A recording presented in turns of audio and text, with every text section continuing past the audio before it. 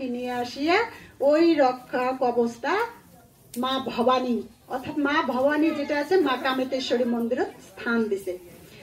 এক সময় মহারাজা কান্তেশ্বর রাজা হচ্ছে দেশ ভূখণ্ড ভ্রমণ করি বেড়াচ্ছে, বিভিন্ন কাজকর্ম সুষ্ঠুভাবে করছে, তার রাজ্যের সীমানা বিস্তার করছে। এমন সময় এত মা চণ্ডী মা শিবের ভক্ত ছিল, তখন মা ও শিবচণ্ডী কি করছে, তার আশীর্বাদ দিয়ে করছে যে বাছা তোর কোনোদিনও মৃত্যু হবে না, তুমি আশীর্বাদ দিলেও তোর ইচ্ছা মৃত্যু হবে। তো এক সময় কি হচ্ছে, এই ইচ্ছা মৃত্যুটা তার পরম্পরায় তার যে বেটি ছিল, তার যে মাও ছিল পাছে। তাই এক সময় কি করছে, দণ্ডক জাতি অর্থাৎ পাঠান জাতি আক্রমণ করি বেড়াচ্ছে, হুরুস করে আক্রমণ করি আছে, তুই আর ছিল না রাজা। তখন কি হচ্ছে, যখন আক্রমণ করি বেড়াচ্ছে তখন দেখছে যে আর বাঁচার মতো কোনো উপায় নাই, যেহেতু পাঠান জাতি মুসলমান জাতি একটা তার সোয়াবে বা বলাবে, তখন উমরা কি করছে, মা চণ্ডীর দেখে উমরা ওটি লুপ্ত হয়ে গেছে। যে সময় ওটি লুপ্ত হয়ে গেছে তার বেটির সাথে তার মার সাথে, সেই সময় ওই যে রক্ষা কবচটা ছিল মা ভবানী মন্দির কামেতেশ্বরী মন্দির, সেটাও লুপ্ত হয়ে গেছে। ইতিমধ্যে কি হয়েছে, রাজার সেই মহারাজা কান্তেশ্বরের পিরিয়ডটা কিছুদিনের মধ্যে অফ হয়ে গেছে। এবার রাজা নাই, আমার রাজা বিহীন মানে রাজা বানিয়ে জীবন যাপন করা আমার একটা পরম্পরা বৈশিষ্ট্য, সেহেতু এলে রাজা নাই। তখন কি হয়েছে, রাজা না থাকার ফলে বন জঙ্গলে এগুলো চারপাশে বন জঙ্গল হয়ে গেছে।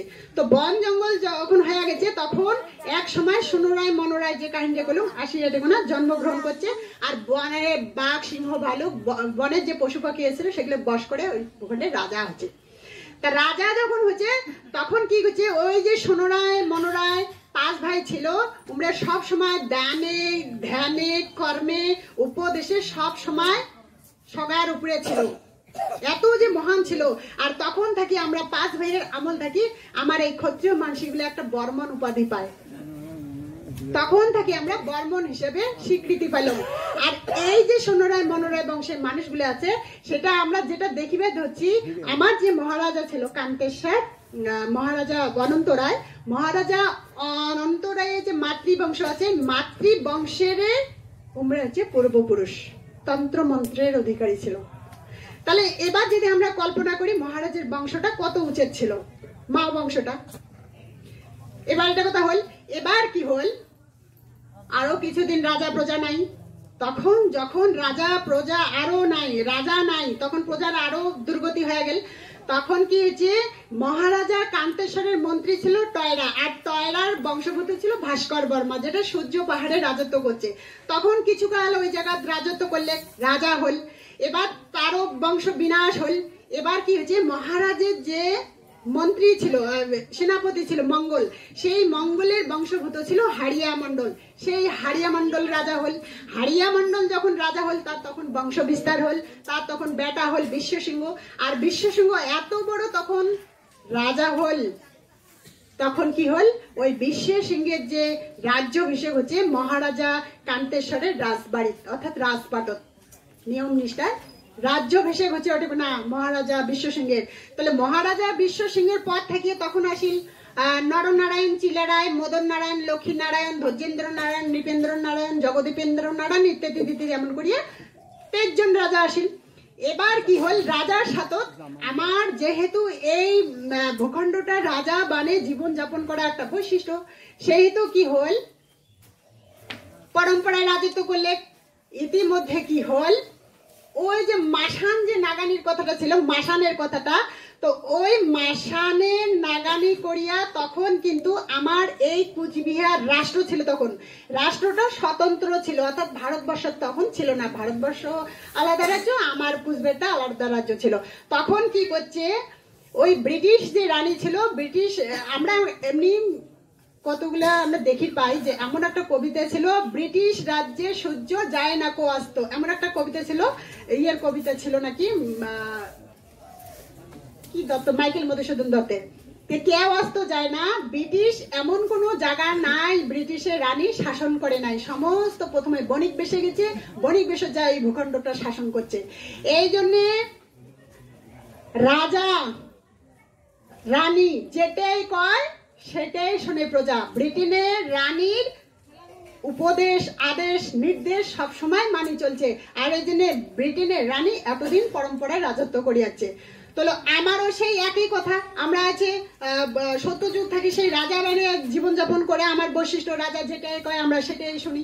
এবার কি করছে, দ্বিতীয় বিশ্বযুদ্ধের সময়, প্রথম বিশ্বযুদ্ধের সময় আমার জগদীপেন্দ্র নারায়ণের বাবা নৃপেন্দ্র নারায়ণ উমাই কিন্তু আমার এটিগুনা থেকে ভূখণ্ড থাকি নারায়ণী সেনাগুলো নিয়ে গেছে, নারায়ণী সেনাগুলো নিয়ে যে যুদ্ধ করছে সেই মাসান রণকৌশলের দ্বারায়, তখনও বিশ্বযুদ্ধ জয়লাভ করছে। আর কি হচ্ছে, তারপরে দ্বিতীয় বিশ্বযুদ্ধ যখন হচ্ছে তখন ব্রিটিশের রানী করছে যে আমাকে সহায়তা করো, তোমরা যদি সহায়তা না করেন তাহলে আমরা যুদ্ধ পরাস্ত হবো। তখন কি করছে, আমার যে রাজা ছিল জগদীপেন্দ্র নারায়ণ প্রতিজ্ঞাবদ্ধ, ব্রিটেনের রানী করছে আমরা তোমার যুদ্ধ জয়লাভ করে দেবো, আমাকে কি দেবেন? তখন করছে আমরা ভারত স্বাধীনতা দেবো, ভারতের স্বাধীনতা দেবো। এমন করে যখন করছে ঠিক আছে তাহলে আমরা যুদ্ধ করি। তখন কি করছে, জগদীপেন্দ্র নারায়ণ আমরা যুদ্ধ সাধিছে, তিন ভাই বোনের যুদ্ধ সাধিছে, ইলা দেবী, জগদীপেন্দ্র নারায়ণ, ইন্দ্র জিতেন্দ্র নারায়ণ ইমরা সাজছে। আর ইন্দ্র জিতেন্দ্র নারায়ণ কি করছে, এটা পূজা অর্চনা করছে, মাসান নাগানি করছে, মাসান নাগানি করিয়ে মাসানটা ছাতন নিচে অলৌকিক শক্তি ক্ষমতা। তখন কি করছে, আমার এই ভাই অর্থাৎ জগদীপেন্দ্র নারায়ণের ভাই উইয়া কি করছে, এই পাশে পাঠাচ্ছে, যে পূবে পাঠাচ্ছে, মণিপুর এই পাশে পাঠাচ্ছে। আর ইতিমধ্যে এদিকোনা কি করছে, এদিকোনা আসিয়া আমার নেতাজি যে ছিল, নেতাজি আসি সৈন্য সামন্ত নিয়ে আক্রমণ করছে। আর মাসানে নাগানি করিয়ে যে আমার রাজা এদিকোনা গেছে, রাজার ভাই ওদিকোনা নেতাজি বিনাশ করছে। বিনাশ করে এবার কি করছে, এই পাশে কি করছে, তার বোন ইলা দেবীর সাথে কি করছে, তুরস্ক, ইজিপ্ট অর্থাৎ মিশর দেশ, ফ্রান্স, বেলজিয়াম এগুলো যে আক্রমণ করছে আমার নারায়ণী সেনাগুলো, মাসান নাগানি করিয়ে গেছে।